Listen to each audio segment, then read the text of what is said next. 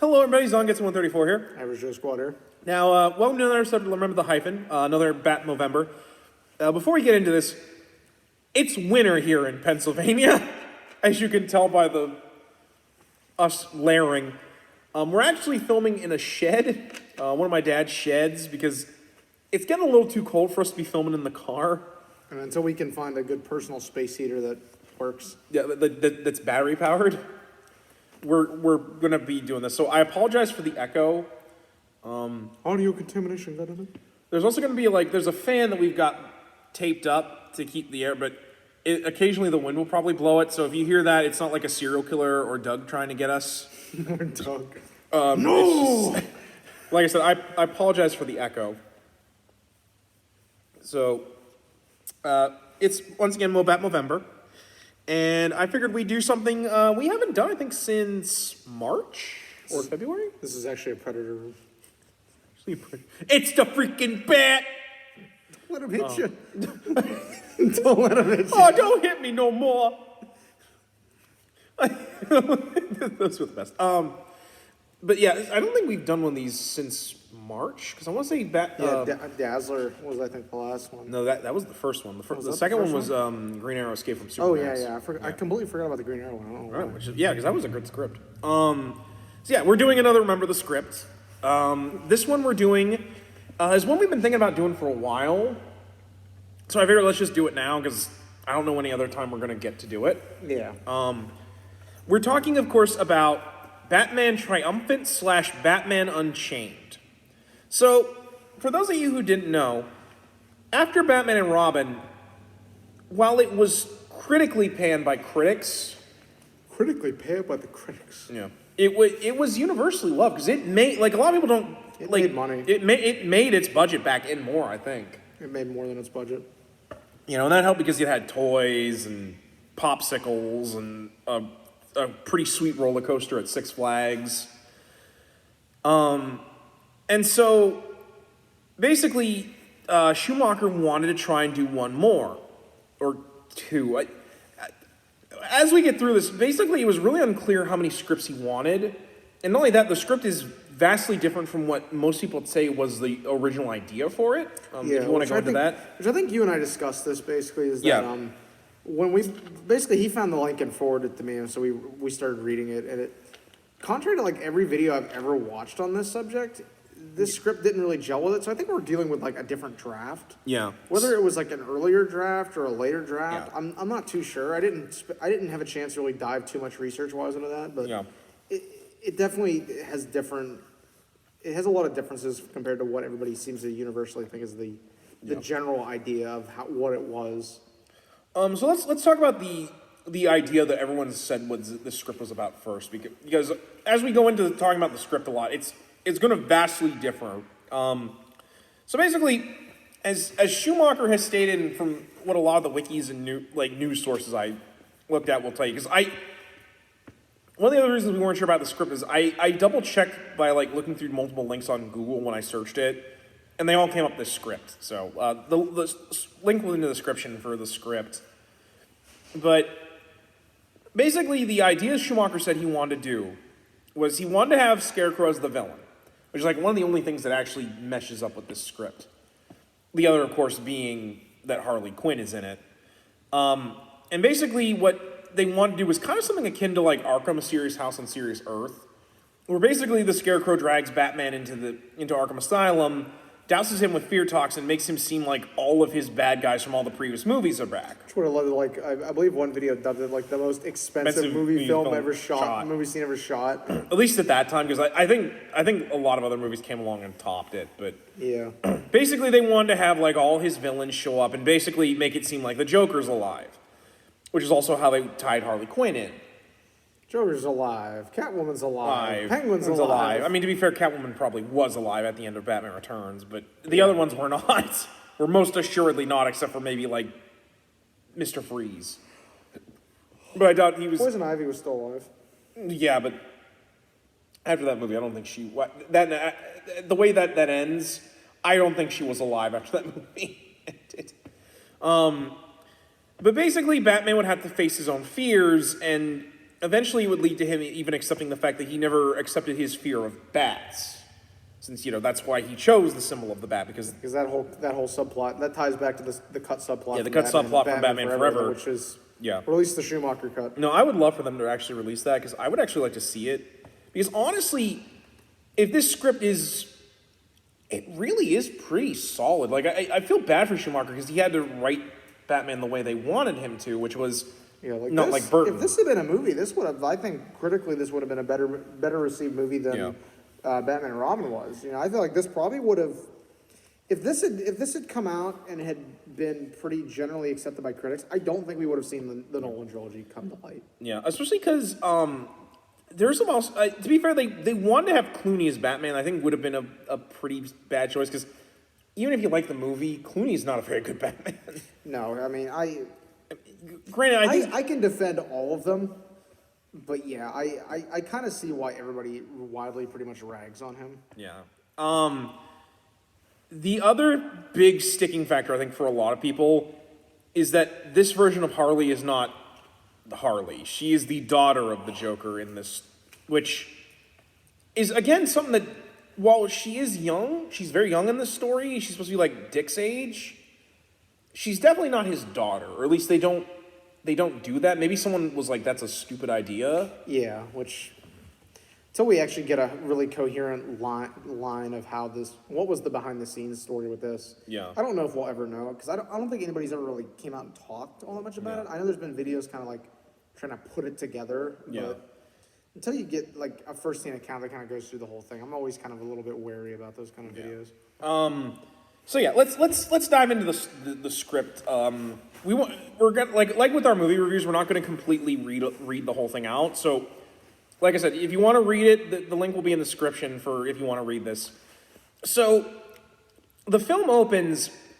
It's really odd because it's taking place before Dick met Batman. This is back when his parents and brother were still alive, and they are performing at a circus in Metropolis, and they're being watched by Tim Drake. Which I'm like, is this supposed to be set up for Tim coming back for a Robin and for a sixth Batman film? Wouldn't surprise me if they tried to set that up. Especially because after this scene, Tim no longer exists in the plot. So I'm assuming, like you said, this is a rough draft, and they're probably going to nix that anyways. But basically, this whole thing is to set up the fact that Dick was friends with someone that worked in the circus with the clowns, Harleen Quinzel. Basically, one of the bigger subplots of this film is that, or at least the script, is that basically Harley as a teenager was in love with the Joker when he first appeared in the '89 film. This film really wants to tie into those films, because I think even at this point Schumacher wants to try and get away from Batman and Robin and Forever. So the clowns are like, oh, Harley, why are you in love with this nutcase? He gives clowns a bad name, and Harley being Harley's like, no, he's perfect. Well, basically, she runs off because she's saving up money so she can go to Gotham to meet the Joker. Well, basically, he's dead. Yeah, she finds a newspaper he's fucking dead. Yeah, he's pretty flattened, honestly. Yeah, no, because apparently, they were gonna show the picture of him dead on the ground. Which, I'm like, when you and I watched that, I'm like, he's like a pancake. I know it's some pretty morbid humor, but I mean, it's a Joker. Who really cares? He'd probably laugh at it. Yeah, and so. Basically, this then cuts to the modern era, the modern times. Where Dick and Batman are training, and they're basically on the hunt for this lesser Batman villain named Cornelius Stirk, who was introduced in Nightfall.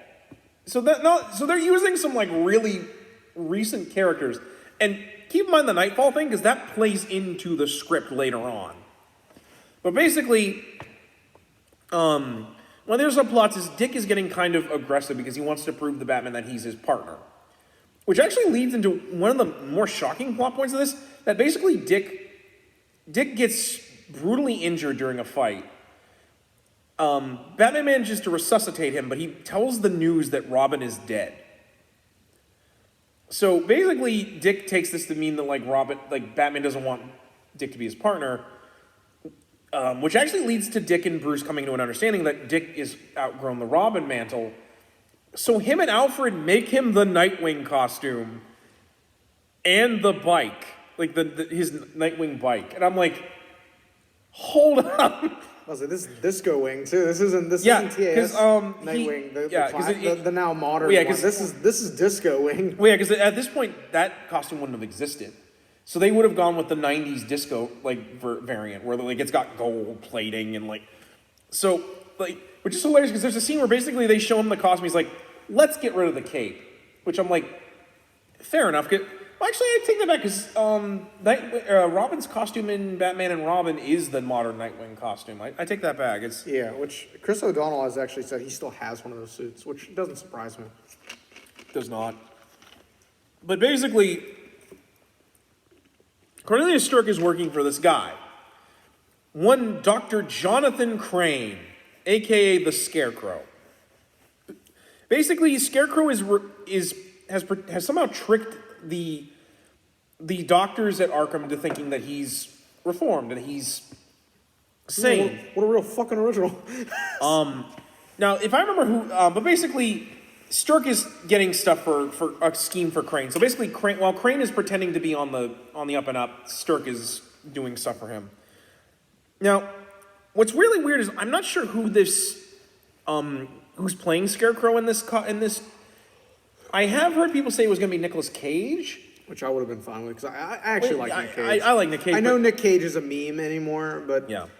If you watch some of his more serious movies, like Gone in 60 Seconds, yeah, he's pretty damn solid when he wants to be. To be fair, I don't mind him either. But what I was going to say is, a lot of other people told me it was going to be Jeff Goldblum as Scarecrow. And to be honest, I think he'd be a great Scarecrow. I can see that. Honestly, I can see that a lot. I can see either actor in the role because I think they would both pretty much bring.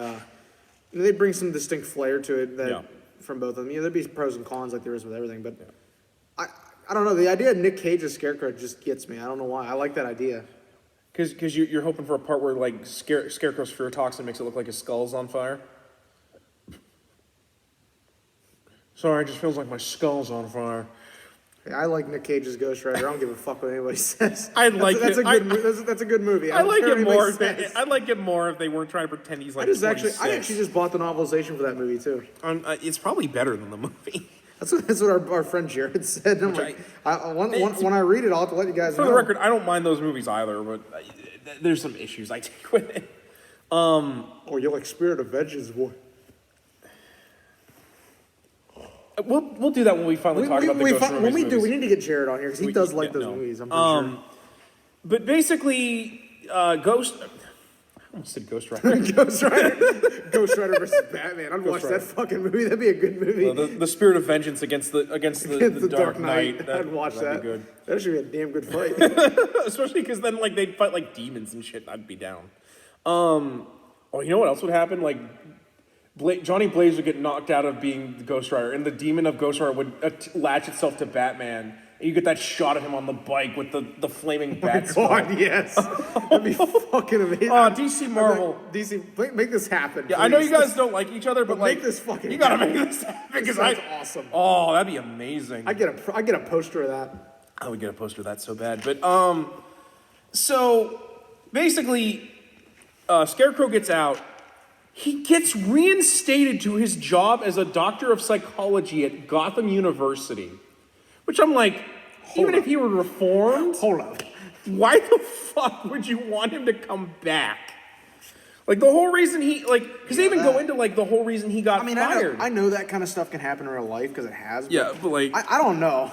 That one, I'm gonna have to suspend my disbelief on that just a little bit. Well, especially because as he's unpacking his desk to start up again, he pulls out the gun that got him fired. Do you know, why? Basically, for those of you who don't know, the whole reason Scarecrow got fired from his job at Gotham University was because one day he wanted to show the effects of fear, pulled out a revolver, and just shot it. He was kind of cuckoo, basically. There's also a scene where, he sees a bunch of crows on Gotham University and scares them away like he was when he was, a kid. And the dean is just well, that was weird, but okay. But basically, we get into the main meat of Scarecrow's plan. And this plan seems really familiar to me when I was reading it. So basically, what Crane was going to do was he was going to pretend to set up a psychological study.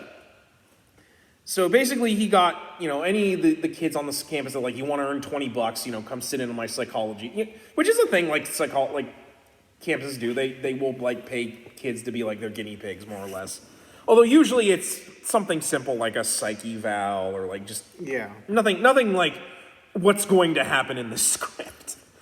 But basically, Crane is like, I've got this virtual reality helmet. And so what he does is he makes them put the helmets on, and it more or less causes so much fear into these kids that it puts them into like a hypnotic trance where they will obey just so that they are not afraid.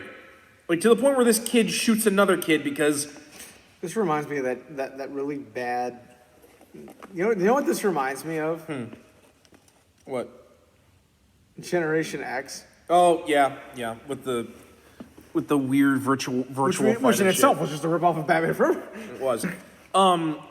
This is a ripoff of something, but it's not. But basically, like, he puts these kids into a trance and then makes them like his army of scarecrows.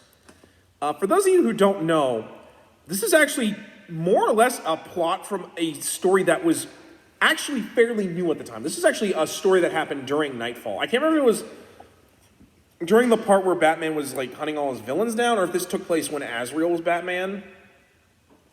But more or less, if you've read that book, it's literally this, where more or less Scarecrow wants to make himself the god of fear and is using these kids to steal stuff. Basically, he wants to steal, like... This kind of reminds me almost a little bit as well of how Spellbinder operates in the original episode of Batman Beyond that he shows up in.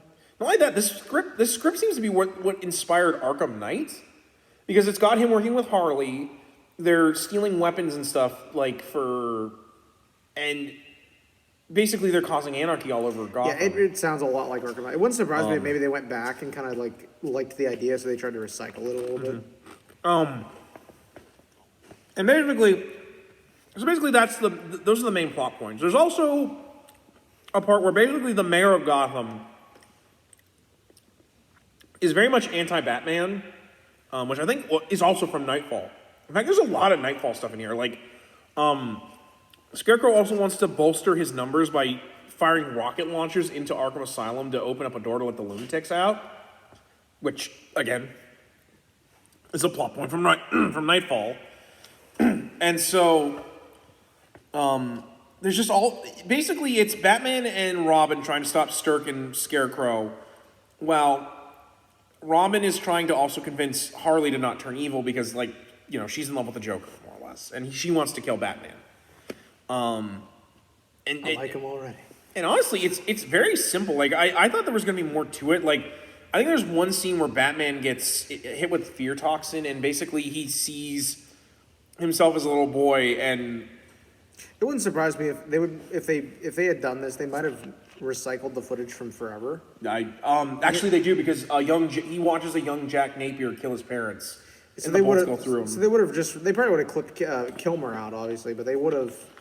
They probably would have just, because they already. I mean, from a filmmaking perspective and from a production standpoint, I mean, I can really see why. I mean, why go through the length of shooting new footage like this if you're, especially with a film that was going to be really budget high. Budget heavy. Why would you create more cost when you can just recycle something you already had? Yeah. Especially because nobody at that point knew. Yeah. Especially because it's really messed up, because basically they show him as like Kid Bruce, and basically then they show like the corpse of Thomas Wayne get up, riddled with bullets. He's like, you could have stopped him. Why didn't you stop him? And then you got Bruce being like, no, I was just a boy. I couldn't have done anything. And like, it gets really intense, especially because like some of the fear stuff that they do in this is messed up. Like at one point a guard gets, because basically Scarecrow... This reminds me of a lot of the stuff in Arkham Asylum as well. Yeah, because his weapon is this little squeeze skull that, like, when it squeezes, like, fear toxin comes out. They also really want to use the color green, because, like, Scarecrow himself is, like, green with, like, green straw coming out of the costume. Which I really wish there was some art for what he looked like. I know for the Burton films that they wanted to use Scarecrow, there is concept art of that came to light recently, I think, but... I don't think this film got to the concept art stage. To be fair, they probably would just use Burton's design for Scarecrow, because probably, it's fucking terrifying. honestly. It would have probably scared the shit out of me. But basically, he squeezes this gas onto one of the security guards, and basically he sees bees. In fact, there's a lot of characters that have animal, which I think actually leads into how Batman defeats Scarecrow in this. Which, once again, Batman kills somebody. Well, okay, and this time it's not entirely on purpose. Basically, when him and Nightwing prevent the inmates from escaping. I goes, with the help of Commissioner Gordon, because this script is actually very Commissioner Gordon heavy. I almost think he listened to people like, Commissioner Gordon doesn't really get to do much in these, so he actually gives Gordon a bit more... Gives him a little bit more to do, kind of like get him a little more involved in the story. In fact, he actually tries to make the cops seem a little bit more competent in this too, because like, they try to stop Scarecrow at one point, but it's actually a trap, and Scarecrow more or less kills everyone except like one of like the lieutenants who has a name, because Batman manages to pull him out before, like, basically they get doused with fear toxin in a scene very reminiscent of like the TV scene from one of the Nightmare on Elm Street movies, where basically the TV explodes and fear toxin fills the room, and it makes them all freak out. Well, then eventually he just blows them all up after he makes them feel fear. But more or less after at the end with Scarecrow, Batman takes the skull and he's like, "How about you have a taste of your own medicine, Dr. Crane?" And he sprays. Kind of like what happens in Begins, honestly. Yeah. Begins, Arkham Knight, pretty much any good Scarecrow story. Batman's like, "Why don't you have a little taste of your own medicine, Doctor?" Yeah. But his nightmare is that basically these crows come and they rip the straw out of his body. Like, instead of like ripping his body apart, like literally he's a scarecrow, and the birds peck at him apart, and he freaks out so much he falls off the roof of Arkham Asylum and just falls to his death. Yeah. Which I'm like, wow, that's pretty rough. Some heavy shit, dog. But more or less, that's pretty much the script. It's very simple from what I read. Which I think is really what they were going for after the last movie. They kind of wanted to just maybe get back to basics. I think that, and I think they really wanted to try and push the idea that, because like I know a lot of people didn't like Chris O'Donnell's Robin, like, because honestly, pretty much everyone universally hated Chris O'Donnell's Robin. So I think what they were going to do is they were going to have Dick pushed aside, and then they were going to have him replaced with Tim. Yeah. You know, because at this point, no one was going to do Jason, because Jason had been dead forever. No one would have known who he was, and Tim was the newer Robin. Yeah, Red Hood hadn't happened yet. No, that was at least I think a decade away, because that didn't happen until 2004. Yeah. Some other highlights. Alfred brings up Barbara from Batman and Robin, that she's at in England at university, and she misses them, and she hopes to be back soon. Which I think a lot of this was setting up for a 6th movie. So I almost wonder if the one that Schumacher's always talking about is actually the next movie. Maybe Maybe he had an idea for like a 2-movie deal. It wouldn't surprise me if maybe that was the case. Because after this, when this failed, he actually wanted to try and do a Year 1 movie. Because like when they were trying to do Batman Begins, originally they just wanted to flat out do Batman Year 1. Yeah. Because they had 2 ideas for it before they settled on Nolan. Schumacher's Year 1, which apparently from what I've heard was solidly just Batman Year 1. Like he was going to just do a dark, story of Year 1. The other guy was Darren Aronofsky of Requiem for a Dream, which we will probably one day do his script for Batman Year 1, because I'm actually interested to read that. Because apparently it's a fever dream. Just to give you some highlights of the Aronofsky script. For one, Bruce Wayne is like a poor guy. He's not wealthy like he is. You of course, we've seen the part where apparently Gordon wanted to shoot himself because he's living in Gotham. And he lives in an apartment above a junkyard owned by a black man named Alfred. And apparently, because there is concept art for this too, apparently like they wanted to make his armor, he looked like a Dark Knight, like he literally wears like a suit of knight armor. Yeah. So at some point we will do the Darren Aronofsky Year 1 movie, but that's probably going to be a ways out, because before we do that, we're doing the James Cameron Spider-Man script, which Probably not this year's Spider-Man, but Fucking make me read that for. I mean, we're gonna have to. It's what we do. But yeah, like I was very surprised how bare bones and make you read fucking Tom Cruise Iron Man. I mean, I actually don't even, that's a joke. I actually don't know if there is a script for that. Tom Cruise denies that was ever a thing. So who the hell knows what the story is on that anymore? Well, because I actually wouldn't mind just talking about like the stuff that took to get Iron Man to, because apparently from what I've heard about that, like I watched a video on it. It's a shit show. Yeah, because I think Iron Man was owned by like a couple different companies before eventually they got the rights back. Hence why it took to like 2008. Although to be fair, I'm kind of glad it came out when it did because like they did not have the effects to get the Iron Man costume looking as nice as it does in the MCU. Yeah. So it's kind of a blessing in disguise, really. Yeah. What did you think about the stuff with Harley in this? I thought it was okay. Like, it's not, to me, it's not really Harley. It's, I mean, I know it's like a different version of her, but like, she doesn't really come off to me as Harley a lot. Like, yeah, like I don't know if that's like just it doesn't have the Harley Quinn yeah, because like she's it. not like like she has the clown stuff, but like she doesn't have like the psychologist stuff with her that I think kind of really works with who she is as a character. Yeah, well, that are like the tragedy. I would argue it's really essential to her character just because it's so it's such an essential part of her backstory. Yeah, because like it's about like because she's the psychologist that got too obsessed with her patient and in her own way became just another victim of Arkham Asylum, more or less. Yeah. How'd you like the fact that they were trying to ship her with Dick? That was so weird. I've seen it happen on Tumblr, so I'm not too surprised. Especially because Batman Harley Quinn did that, and I'm like, so apparently Bruce Timm has read the script. Wouldn't surprise me. I honestly didn't mind this version of it, at least, because like at least they established that the two of them had a relationship, not like that, beforehand, with them both being at the same circus, but like it was really kind of off-putting because I was just like, this is really weird, and Harley's kind of way too young. Like, if you thought the Batman, like the TV show, the Batman's version of Harley looked really young, this Harley I think is supposed to be like 16. Yeah, like yeah, because like Dick in that's supposed to be 16. Actually, I think she's supposed to be slightly older than Dick. She's probably like 17, 18. Yeah, so like maybe 19 at the oldest. Maybe 19 at the oldest.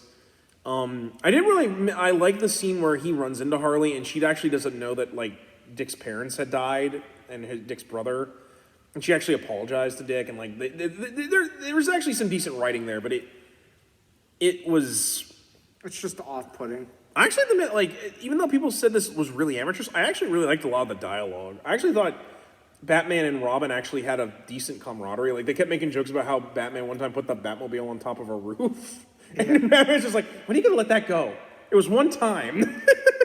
I actually kind of like that. It really kind of felt like how, like, Denny O'Neil would have written Batman or Dick and Bruce's relationship. Yeah. Where, like, Dick is actually probably one of the few people that can joke with Bruce. Yeah. And it's like, it's kind of like a different, I would argue it's probably a side of that relationship we don't really see anymore, sadly. Yeah, because, like, I've really gotten kind of tired of writers being like, Dick's like, oh, Batman's ashamed of me because I'm, because I went my own way and I'm constantly failing him. No, Dick, you didn't fail me. I'm so proud of my boy, but I can't show it because I'm so psychologically... I'm like, that wasn't how their relationship was. Yeah. Like, Bruce and Dick's relationship was a lot less... It's a lot more multidimensional than just what they kind of, like, simplify it for any more, and it's really just kind of off-putting. Especially because, like, out of every member of the Bat family, Dick should be the one when he knows Bruce is blowing smoke up their ass. Yeah. Like... Just be like, all right, I've had enough of this shit. Yeah, like he would be the one to be like, look, dude, I get things are bad. You're full of shit. And you're full of shit, but, like, you need us, and you need to, like, start telling us shit. Like, granted, I'm also not a big fan of the way Grant Morrison wrote that even Batman doesn't even trust his own family, despite the fact that he's trained and raised almost all these kids. Like, I get him not trusting the superhero group as a whole. I don't get why he doesn't trust his own family. That's the part that frustrates me with modern Batman writing. Like, if you're gonna have... It's simple, my boy. Piss poor writing. Well, I know that. Well, then, the fact that, like, no one wants to do anything with the rest of the Bat family. Like, people barely want to do anything with Dick, and I'm like... Because, like, Hollywood and at large thinks Robin is a joke. Yeah, which is just upsetting. It is, because, like... I would actually like to see Batman and Robin together on screen. Yeah. That's good. Exactly. But, like, Christopher Nolan hated it. At least Schumacher tried. Like, it wasn't... And to be fair, I think a lot of the problem was... Well, now, we're going to be supposedly getting a Batgirl movie, which is...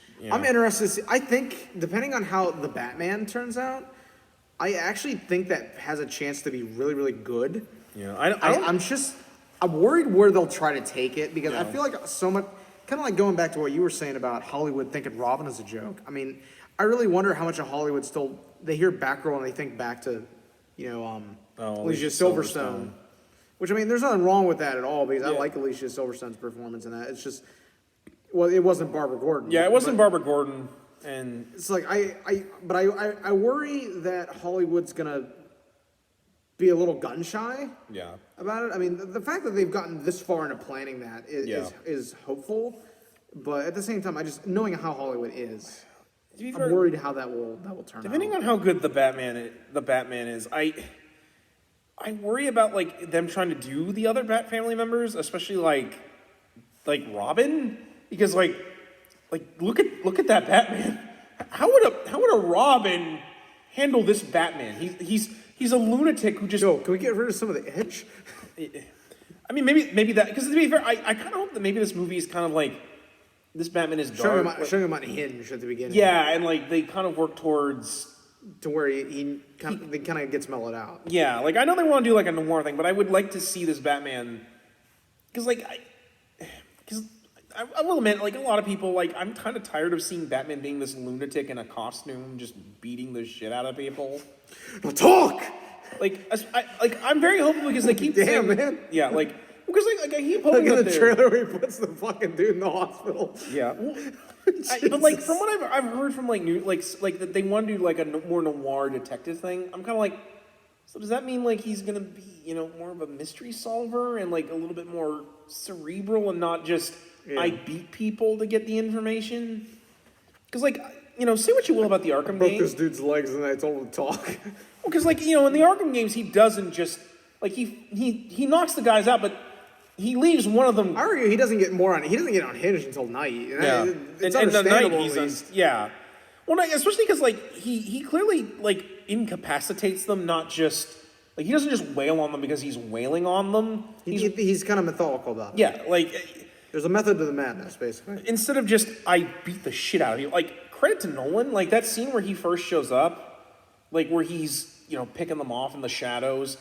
That's more the Batman. Yeah, he wouldn't just take on the whole fucking group. He'd take them out one by one. And he certainly wouldn't, like, imply the force he did in, like, Batman v Superman, where he murdered a dude with a box. Yeah. Like, granted, that combat looked good, but, like, at the same time, like... This is too fucking brutal. Yeah, like, Batman is not brutal. I don't understand why people think he is. It's because everybody's got the wrong interpretation of him because of the trilogy. Which is sad, because, like, this script, actually, I think, is a better interpretation of that. Yeah, this is solid. Like, I was actually fairly surprised at this. I mean, I'd always heard about it through YouTube and stuff, about how this was better than the previous two movies, but then, like, actually sitting down and reading it, I was like, this is really good. Yeah. For as much as they just stole a story... I think it works with that, though, because it works really well. There's that sense of familiarity with the fans that they kind of know the bit of the story just because it's, like you said, it's straight up ripped out of Nightfall. Yeah. But I would probably say it's not a bad thing that it's ripped out of Nightfall. Yeah. No, I agree as well. If you were to maybe trim anything out of this, what would you trim? I honestly don't know. Like I feel like just from a production standpoint, I feel like they would have trimmed the scene, the famous supposed scene where he's going to see all the villains from the previous movie. Yeah. I feel like they weren't going to be able to pull that off. I mean, maybe they would have if everybody had read it and it had been they had fine-tuned this script to be like even more solid. Yeah. Maybe they would have gotten everybody able to come back, but like I just don't. At that point when that movie was coming out, I don't see like Jim Carrey coming back. I don't see Tommy Lee Jones coming back. I don't even see Nicholson because I think at this point Nicholson was. Yeah, I don't even really. I mean, I think was really well. I think if they threw a lot of money at him, he probably would have came back. Yeah. I think they could have probably got Michelle Pfeiffer to come back, maybe Danny DeVito, but like I don't think they would have been able to get everybody unless they backed up. Like to quote Shaq, they backed the dump truck full of money up to my house and said, "Okay, here." I think I probably would disagree with you on Pfeiffer, but only because at this point the shit with the Catwoman movie was happening. Yeah, which so was I think still she in probably would have been production like, no, I'm not. You're gonna bullshit me. If I were to do the scene, I think what I would have done was just shown snippets of their costumes. Just have them off screen, even maybe recycle some audio lines. If I were to get anyone, it would just be Nicholson, just because. If anyone's ever heard Linkara when he talks about these movies, that there is a character development for Batman through these movies, and that's he finding his own family that he created, and also kind of creating his own no-kill rule. Yeah. Because, in Batman Forever, he talks about, how killing won't bring your family back or won't make you feel better. Because he's talking about when he killed the Joker. Because, he did kill the Joker. And what did we see him when we first show him in Batman Returns? He's not happy. No, he's just sitting alone in a dark room waiting for the singing to come on. Killing, because, that's even, I think, arguably a point in Batman Returns. Killing the Joker didn't satisfy him. Yeah. And I think bringing Nicholson back, maybe with having him in the tattered suit he was wearing when he died and having the blood in his mouth. I think you needed to get Nicholson back, but that mostly is just because Batman has to finally accept the fact that yes. Yeah, if they were gonna get anybody, they probably should have they would have probably zeroed in on Nicholson. No, and then like I said, they could have just shown snippets of the other ones. Yeah. And maybe recycled some audio. Yeah. Which would have been cheap, and it probably would have.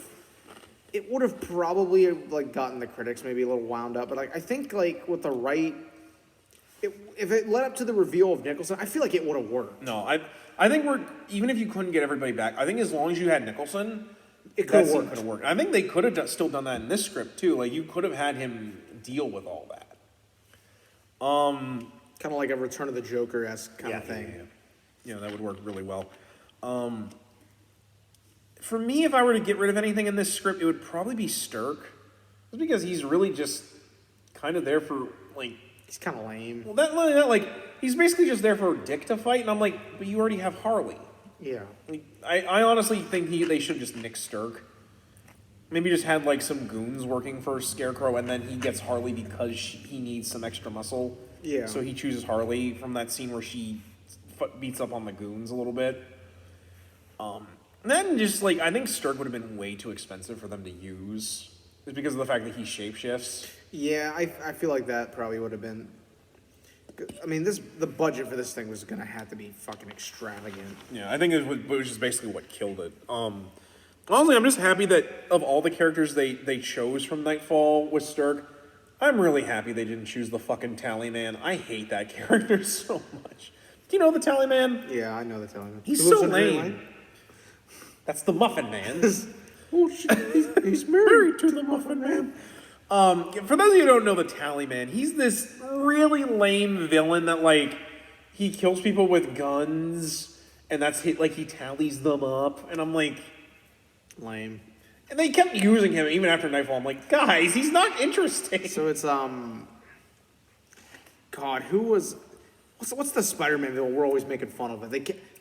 Judas Traveler. Oh yeah, Judas Traveler. No, he really was. Just fucking Judas Traveler. I think they wanted nobody likes. Yeah, they wanted to set him up as one of Azrael's main villains as Batman, and I'm but he's lame. You've got all these other better Batman villains you can have Azrael fight, and you choose guys like Tallyman or Arbitoire. Come the fuck on. Or fucking. You know who they could have gotten for this movie? They should have got the Two Gun Twins. Those two. Now you're fucking. Okay, so we're trying to get this movie approved, not fucking laughed at. Well, to be fair, Schumacher probably could have gotten it. Because they would have been he fights cowboys? He's well, yeah, because it would have been... He's going to cast them as the Thompson twins? For those of you who don't know, during Nightfall, these two cowboy-themed bank robbers run into each other, and they find out they're twins separated from birth. It's actually Clint Eastwood. Actually, we might have some there, but Clint Eastwood. Twin Clint Eastwoods. they just mirror it. It's not even. They don't even make him reshoot double shots. They just mirror it. But basically, these two cowboys fight Azrael Batman.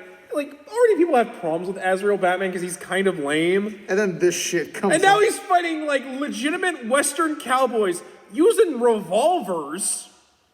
And they're stealing money and, like, robbing trains. Like, what the fuck is this shit? They're robbing a military train. Who was watching Gunsmoke late at night? They're robbing a military train. I'm like, you're telling me military guys couldn't have fucking stopped these fucking down? They're not wearing body armor or using special weapons. They're literally just using pea shooters. You know who could have defeated them though? It's not the military. Well, you see, instead of the military doing it, they were overpowered by the Gap. Stop. We're not doing Mall Ninja right now. They were overpowered by the Gap. And the Batman pretty boys who couldn't find the front door. So yeah. We need to review. If you don't know what we're talking about, look up Mall Ninja and just fucking read that shit. We probably will do that. We will do We need to, because you and I have laughed at it so much because it's so asinine. It really is. I think we should say that though, and we can have some other people along with us as we read like it. Doug and them, because I feel like Doug and Riley would probably get a real good kick out of that. Or But maybe even Cody. I think like Cody, because I know Cody knows gun stuff, so he probably would understand a lot of that, know how much bullshit they were spewing. But yeah, for me, I think, honestly, I would just trim, like, the Stirk thing, and probably you're going to have to really tighten the script to make sure the budget doesn't get out of control on this, if this were to be greenlit. But sadly, I think it's just a lot of things just we're not gonna serve this well. Yeah, overall, I say I give this a solid script. I'd say this is probably a solid 8 out of 10. I would have certainly watched it. Hell, it probably would have been one of my favorite Batman films. Yeah, definitely. What about you? What would you rate this? Going on my usual out of 10, I'd probably give this about a pretty solid 7.5, 7.5. Yeah. I mean, I've seen better. I've seen a lot worse. Yeah. This is pretty damn solid. You know, it's Yeah. pretty middle of the road. Like, I feel like just because I'm trying to view it, you know, critically, is that we're dealing with probably what was a rough draft. Yeah. It's like, I feel like if they had tightened it down, you know, maybe refined a little bit of stuff here and there, it probably could have been a damn, like, solid 9. Yeah. But I feel like just in the state it's in, I'm going to have to give it a 7.5. That's fair. Just to acknowledge the faults it has. Yeah. This certainly isn't better than I think Escape from Supermax was. Supermax was really good, and I wish that had actually gotten made. I wish this would have gotten made too, but I think if I were to choose either of them to actually exist in real life, it'd probably be Escape from Supermax. It's certainly better than the Dazzler treatment we read. Man. I don't know what the fuck I read. We're gonna have Kiss fight the Village People. Jim Shooter was on some fucking crack. Yeah. One of these days, we're just gonna have to tear into Jim Shooter. We're gonna have to like review something dumb he's done. Of course, we could have done Demon in the Bottle. Did you know in that when Jarvis quits and he gives them that letter, that's an actual letter someone wrote to Jim Shooter about why they're leaving the Marvel offices. Jesus Christ! Like they never said who, but literally they just like took out the words that could have told you who it was and replaced it with like Tony Stark. But basically, that letter is someone basically saying how much Jim Shooter sucks. See, to me, that's kind of a low move. No, it really is. It really is. But the balls. On this I don't understand how he got into the door with the balls on that I think basically the writer on Iron Man at the time was like, well, fuck this shit. I think because he also was kind of, so he was just like, you know what? As a little fuck you to Jim Shooter, because I feel bad because like, well, okay, not that bad because Jim Shooter's arguably why like Marvel kind of went bankrupt towards the end of the 80s and early 90s. Yeah. Like, I actually argue there's a lot of reasons, like, he's a lot of the reasons why Marvel went bankrupt, not just because of Ron Perlman, although he certainly was not much help either. But yeah, like I said, I think this was a fairly decent script, and I hope you all enjoyed us talking about it, and I hope you read it for yourself. As always, link's going to be in the description down there if I actually remember to add it this time. But anyway, guys, I think we're going to wrap that up. When you come back, well, probably we won't do it next week. This will probably go up the same time because we're kind of doing a special. We're doing something very special. Come back for that when we show you what's in store for it. But until then, guys, as always, I'm Zongetsu134. And I'm Average Joe Squad. And as always, we ask you, remember the hyphen and take care.